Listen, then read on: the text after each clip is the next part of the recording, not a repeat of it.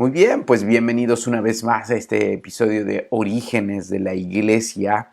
Vamos a meditar en Hechos capítulo 2, vamos a leer del versículo 22 al 41 y meditar lo que la palabra de Dios nos dice que seguramente va a edificar nuestras vidas. Dice así la palabra de Dios, versículo 22 del capítulo 2 de Hechos. Pueblo de Israel, escucha, Dios públicamente aprobó a Jesús de Nazaret al hacer milagros poderosos, maravillas y señales por medio de él, como ustedes bien saben. Pero Dios sabía lo que iba a suceder y su plan predeterminado se llevó a cabo con Jesús. Fue traicionado y con la ayuda de los gentiles sin ley, ustedes lo clavaron en la cruz y lo mataron. Pero Dios lo liberó de los terrores de la muerte y lo volvió a la vida, pues la muerte no pudo retenerlo bajo su dominio. El rey David dijo lo siguiente acerca de él: Veo que el Señor siempre está conmigo, no seré sacudido, porque Él está aquí a mi lado. Con razón mi corazón está contento y mi lengua grita sus alabanzas, mi cuerpo descansa en su esperanza. Pero tú no dejarás mi alma entre los muertos, ni permitirás que tu santo se pudra en la tumba. Me has mostrado el camino de la vida y me llenarás con alegría de tu presencia. Queridos hermanos, piensen en esto. Pueden estar seguros de que el patriarca David no se refería a sí mismo porque él murió, fue enterrado y su tumba está todavía aquí entre nosotros. Pero él era un profeta y sabía que Dios había prometido mediante un juramento que uno de los propios descendientes de David se sentaría en su trono. David estaba mirando hacia el futuro y hablaba de la resurrección del Mesías. Él decía que Dios no lo dejaría entre los muertos ni permitiría que su cuerpo se pudriera en la tumba. Dios levantó a Jesús de los muertos y de esto todos nosotros somos testigos. Ahora Él ha sido exaltado al lugar más alto, en honor en el cielo a la derecha de Dios, y el Padre, según lo había prometido, le dio el Espíritu Santo para que lo derramara sobre nosotros, tal como ustedes lo ven y oyen hoy. Pues David nunca ascendió al cielo, sin embargo dijo: El Señor dijo a mi Señor, siéntate en el lugar de honor a mi derecha, hasta que humille a tus enemigos y los ponga por debajo de tus pies. Por lo tanto, que todos en Israel sepan sin lugar a dudas que a este Jesús, a quien ustedes crucificaron, Dios lo ha hecho tanto Señor como Mesías. Las palabras de Pedro traspasaron el corazón de ellos, quienes le dijeron a él y a los demás apóstoles: Hermanos, ¿qué debemos hacer? Pedro contestó: Cada uno de ustedes debe arrepentirse de sus pecados y volver a Dios y ser bautizado en el nombre de Jesucristo para el perdón de sus pecados. Entonces recibirán el regalo del Espíritu Santo. Esta promesa es para ustedes, para sus hijos e incluso para los gentiles, es decir, para todos los que han sido llamados por el Señor nuestro Dios. Entonces Pedro siguió predicando por largo rato y les rogaba con insistencia a todos sus oyentes: sálvense de esta generación perversa. Los que creyeron lo que Pedro dijo fueron bautizados y sumados a la iglesia en ese mismo día, como 3,000 en total. Muy bien, ya habíamos comenzado a hablar de Pedro dando este discurso. Ya habíamos visto como un Pedro lleno de Dios, un Pedro que meditaba en las Escrituras, un Pedro fundamentado en el conocimiento de la palabra e interpretando por medio del Espíritu Santo correctamente las profecías. Él se levanta y comienza a llamar la atención de los oyentes y empieza a declarar lo que Dios estaba haciendo. Y aquí vamos a ver algo increíble, que hoy tú y yo, si podemos tomar esto, aprenderlo, meditarlo y todavía profundizar en él y llevártelo a lo largo de estos días, wow, es un discurso increíble, lleno de la gracia y de la autoridad de Dios. Y en este discurso, ¿sabes qué encontramos? El Evangelio.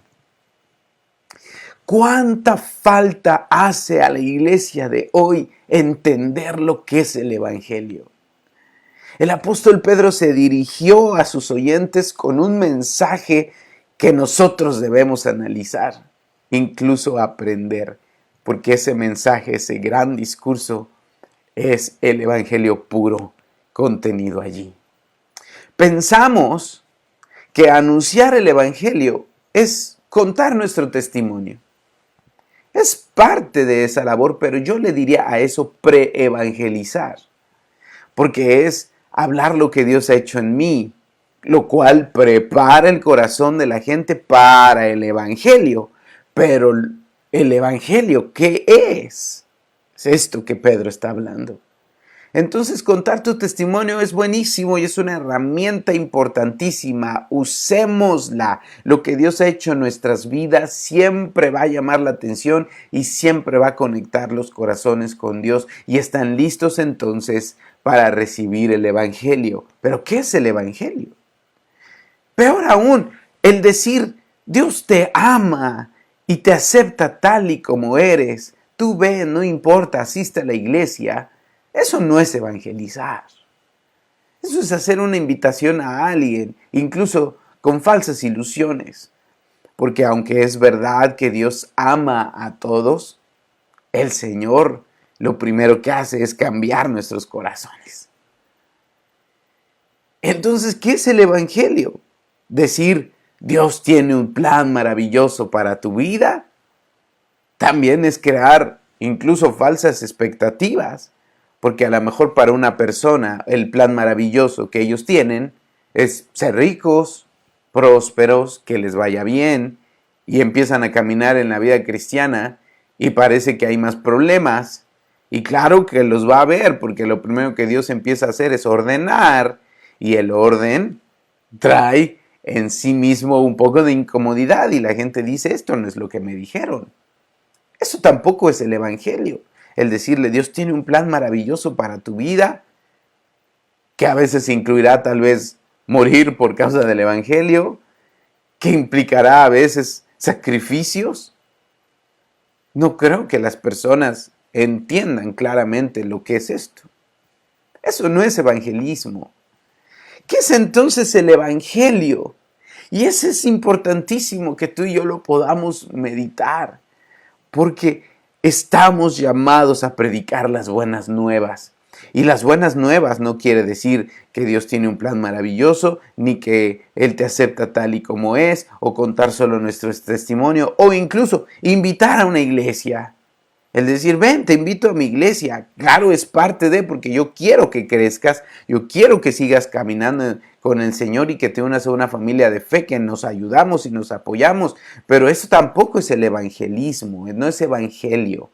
¿Qué es evangelio? Ahora, todo lo anterior no estoy diciendo que pecamos está mal o es inútil, de alguna forma contribuye a un trabajo que Dios ya está haciendo en una persona. Pero si como iglesia podemos nosotros definir bien lo que es el Evangelio, entonces nuestros esfuerzos, nuestras palabras, lo que Dios haga a través de nuestras vidas puede ser más eficaz, porque somos llamados a comunicar el Evangelio, y aunque tenemos un precioso y poderoso mensaje, a veces no entendemos el mensaje que hay que comunicar. Y si yo puedo comprender ese mensaje, podré aplicarlo y acomodarlo a la situación en la que estamos viviendo. El apóstol Pedro, guiado por el Espíritu Santo, él se levanta y con esa autoridad y esas palabras increíbles llenas del Evangelio impacta los corazones de los que están oyendo, de tal manera que, como lo dice la palabra, traspasó el corazón de ellos, porque la palabra, porque el Evangelio es poder, y cuando el Evangelio es hablado, predicado y escuchado, traspasa el corazón de las personas. Muchos creerán, otros tal vez no, pero se ha predicado el Evangelio y se ha sembrado la semilla. Ahora veamos, una iglesia que no puede evangelizar es porque tal vez no ha clarificado lo que es el Evangelio. Vamos a ver qué predicó Pedro.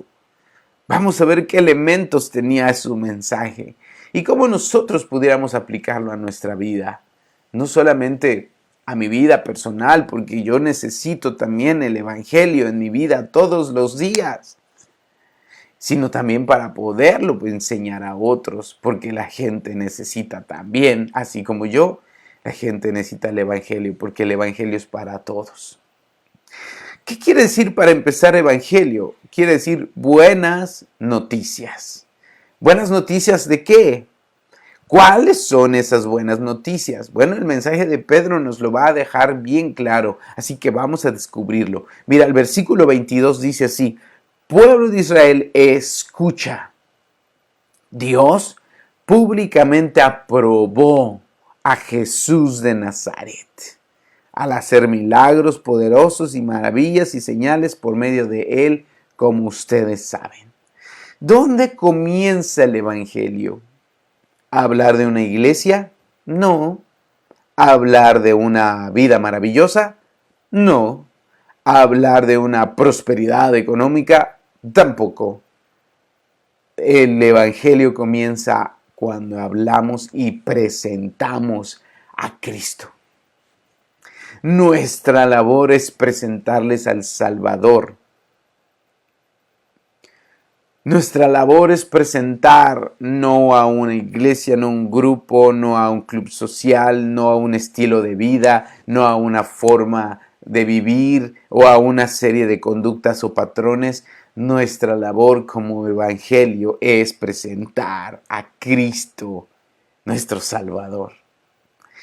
Cuando el Evangelio se centra en Jesús y no en una iglesia, y no en una vida bendecida, y no en un futuro maravilloso, y no en un futuro próspero, el Evangelio es presentado.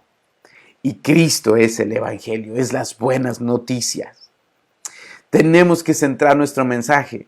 Ahora, claro está, necesitamos haber platicado con las personas, tenemos que haber nosotros establecido, si estás de persona a persona, pues una conversación y encontrar el momento para presentarles a Cristo.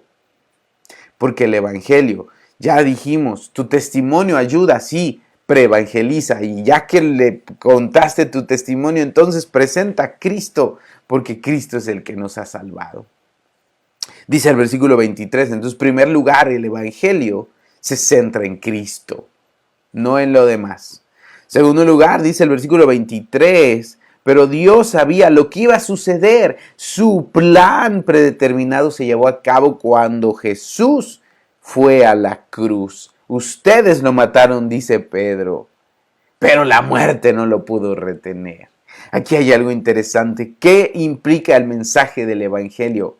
Centrado en Cristo. Segundo lugar, que Cristo murió.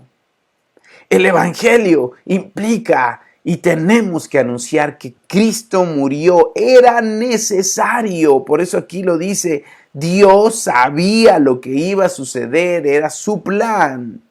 La muerte de Cristo no fue algo que salió de control. La muerte de Cristo no fue, híjole, fue víctima, fue victimizado, pobrecito. No, la muerte de Cristo fue parte del plan para que nosotros fuésemos salvos.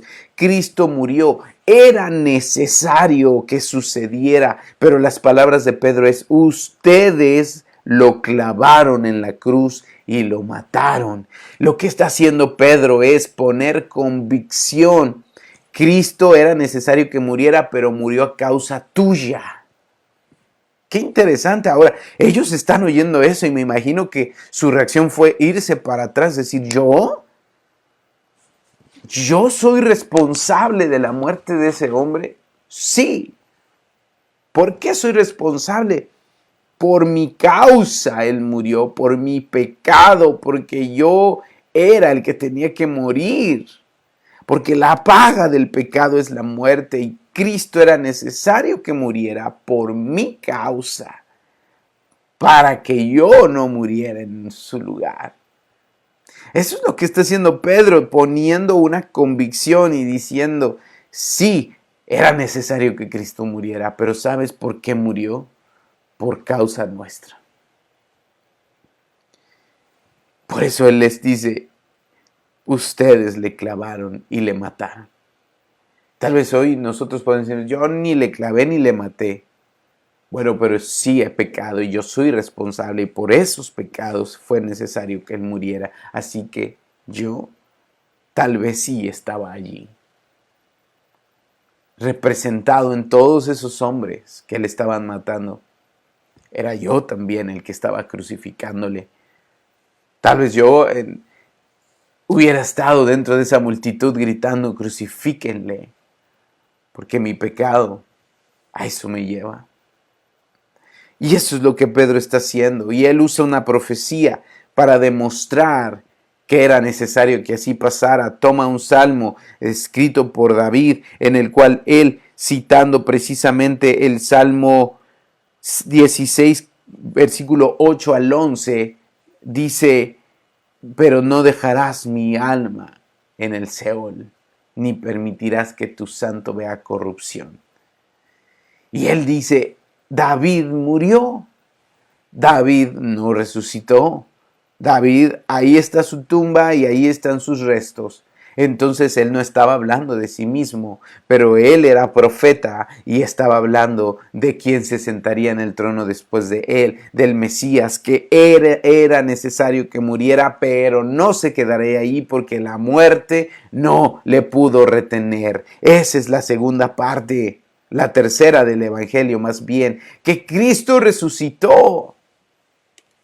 Cristo resucitó de la muerte no le pudo retener. Y eso es maravilloso porque el Evangelio está presentando a Cristo, presentando su muerte que era necesaria y por nuestra causa, pero tercer lugar, Él resucitó, no se quedó allí, se levantó de entre los muertos, dice el versículo 32, Dios levantó a Jesús de los muertos y esto fue notorio a todos y de eso todos somos testigos. Porque ninguno allí podía decir que no había sucedido. Todos lo habían vivido y la resurrección. La muerte y resurrección de Cristo son los eventos históricos más comprobables de toda la historia de la humanidad, en todo sentido.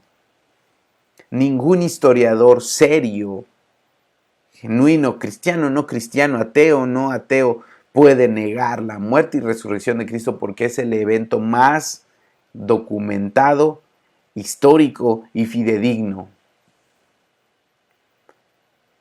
Entonces Pedro dice, de lo cual todos somos testigos, Jesucristo resucitó.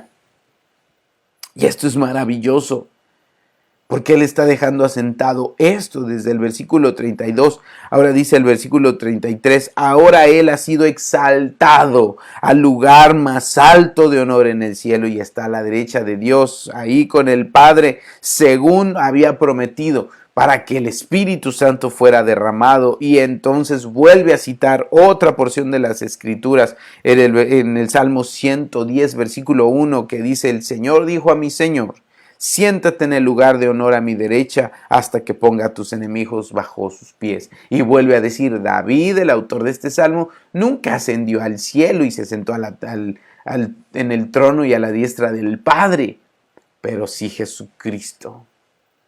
Y lo que está diciendo es, Cristo resucitó, ahora Él vive y es exaltado y reina y ha sido hecho Señor y Mesías. Y esa es parte del Evangelio, que Cristo reina, que Él gobierna y Él es el Señor de todo y Él es el Salvador. Pero hasta aquí falta un punto súper importante y esas son las palabras de Pedro. Ahora aquí hay algo bien maravilloso. Lucas registra este discurso. Obviamente Lucas no estuvo presente. Él lo investigó, seguramente entrevistó a diferentes personas y dejó escrito un resumen. Porque ahí termina diciendo Lucas, y Pedro siguió predicando por largo rato. Quiere decir que no redactó al pie de la letra todo lo que Pedro dijo, pero ahí Lucas está resumiendo el mensaje central del Evangelio. Por eso este episodio se llama el Evangelio. Porque ese discurso no está escrito y registrado totalmente, pero está registrado las palabras más importantes, los momentos en los cuales todos a los que entrevistó Lucas acordaban en decir esto. Son los temas o los puntos centrales de su discurso, lo cual produjo en el corazón de la gente un mover. Mira lo que dice el versículo 37. Las palabras de Pedro traspasaron el corazón. Y les dijeron a él y a los demás apóstoles, ¿qué debemos hacer? Pedro contestó, deben arrepentirse de sus pecados y volver a Dios y ser bautizados en el nombre de Jesucristo para perdón de sus pecados, y entonces recibirán el regalo del Espíritu Santo. Y esa promesa es para ustedes, para sus hijos, incluso para todos los gentiles, todos los que el Señor quiere llamar a su presencia. Y aquí viene el punto. Jesucristo es el centro del Evangelio, su muerte, su resurrección, su exaltación. ¿Y qué tengo que hacer yo? Arrepentirme de mis pecados, porque por mi causa Cristo murió, porque yo estoy perdido sin Él y ahora Él está en el trono. Él es el Señor y quiere ser mi Salvador. ¿Salvador de qué? De mis pecados, porque mi destino es el infierno. Debemos arrepentirnos de nuestros pecados y volver a Dios y obedecer, expresado en el bautismo. Y recibiremos el perdón. Nota que Pedro está hablando de esto. Él no está diciendo y recibirás prosperidad, y recibirás una vida bendecida, y recibirás una vida virtuosa y excelente y pacífica, y wow, todo lo que hagas será maravilloso a partir de hoy. El apóstol Pedro no está diciendo eso en el mensaje. El mensaje está terminando en el Señor Jesucristo, el centro del Evangelio, que murió, resucitó y se sentó a la diestra del Padre, ahora reina. Y hay un problema. El problema es que estamos en pecado, y mientras nosotros no nos arrepintamos y volvamos a Él y le hagamos nuestro Señor y nuestro Salvador, nuestro destino eterno no ha cambiado. Él lo quiere cambiar y por eso murió en la cruz. Pero ¿qué necesito hacer? Arrepentirme de mis pecados. Sin eso, no hay nada. Seguiré igual. Sigo en mi condición. No se trata de unirme a un lugar. No se trata de llenar una serie de conductas. Se trata de ¿qué tengo que hacer?, dijeron ellos. Fíjate cómo la palabra traspasa el corazón. Y ese es el punto, amados. Cuando como iglesia no comprendemos el evangelio que predicamos, nuestros esfuerzos tal vez se vuelven inútiles porque no estamos hablando la palabra. La palabra tiene el poder de traspasar el corazón. Por eso dice que la palabra es como una espada de dos filos que penetra. Mientras no hablemos la palabra de Dios, nuestros discursos, nuestros argumentos, les falta el poder de traspasar los corazones, de convertir los corazones, de discernir los pensamientos, de penetrar hasta el tuétano de los huesos. Y eso solo lo puede hacer la palabra. Predicamos la palabra porque su palabra es la que convierte el alma, los pensamientos y el corazón. Y ellos al oír la palabra, porque Pedro citó la palabra misma en 2 ocasiones, y aparte lo que él fue el discurso ahora es parte de la palabra de Dios. Entonces, si nosotros usamos ello de verdad, habrá quienes lo reciban, habrá quienes no lo reciban. Pero aquellos que lo reciban podemos estar seguros que han creído en un evangelio verdadero y que son salvos. Y que no habrá falsas esperanzas o ilusiones o un mal cimiento en sus vidas. Pedro seguía con insistencia, dice aquí la palabra de Dios en el versículo 40. Entonces Pedro siguió predicando por largo rato y rogaba con insistencia a todos sus oyentes: sálvense de esta generación perversa. ¿Qué está diciendo? Arrepiéntanse. conviértanse. Ese es el Evangelio. Cristo es el Evangelio, las buenas noticias centradas en Él, en su muerte, en su resurrección, en su exaltación y en nuestro arrepentimiento y volver a Dios. Esos elementos tiene que contener. Si no los tiene, no sé qué estemos predicando. Pero aquí la palabra de Dios es preciosa. Al escuchar el Evangelio, las buenas noticias de Cristo, hay fe, porque la palabra produce fe. Dice así precisamente su palabra, que la fe viene por el oír la palabra de Dios. Y por lo tanto hay conversión de nuestro corazón. No todos se arrepentirán. ¿Cuántas personas habían allí escuchando ese gran discurso que no podemos negar que estaba la unción de Dios, el poder de Dios, la presencia de Dios misma, el Espíritu Santo en todo esplendor moviéndose allí? Se convirtieron como 3,000, pero dice los que creyeron. Quiere decir que hubo quienes no creyeron. Siempre habrá quienes sí crean y quienes no crean, y eso depende de cada quien.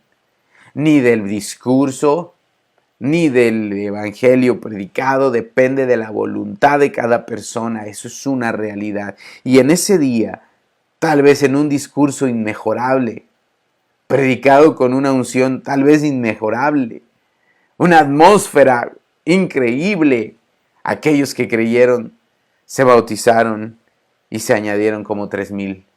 Pero los que no registra el número, no lo sabemos, pero seguramente por las palabras de Lucas, los que creyeron, quiere decir que hubo quienes no.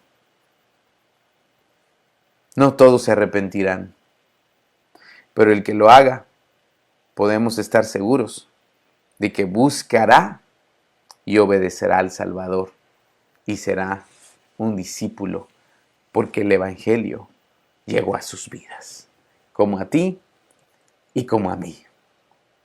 Tú recibiste el Evangelio y por eso estás caminando en el Señor. Y cada uno de nosotros amamos el Evangelio. Aprendamos esas verdades.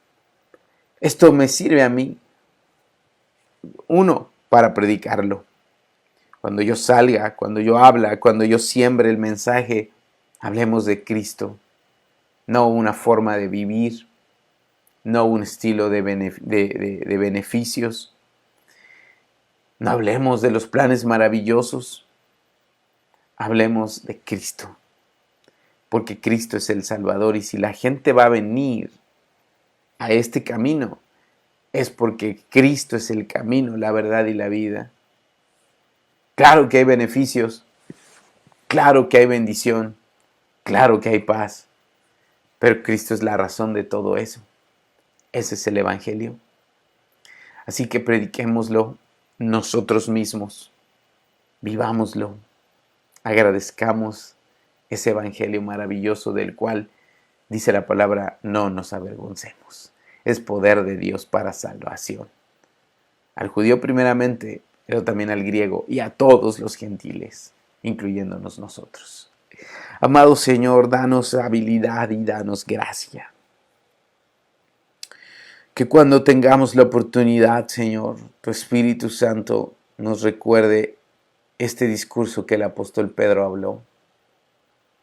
Palabras tan llenas de gracia porque venían de tu mismo corazón, en la cual, Señor, con la sabiduría y la habilidad que tú le diste, la cual creo que puedes darnos a nosotros, habló con destreza acerca de ti, de tu muerte, de tu resurrección, de tu ascensión, y especialmente retó y llamó al arrepentimiento de nuestros pecados. Danos esa gracia, amado Dios, y podamos ser instrumentos en tus manos, porque este mundo lo necesita. Gracias, porque tus palabras tienen poder y convierte el alma. En el nombre de Jesús. Amén.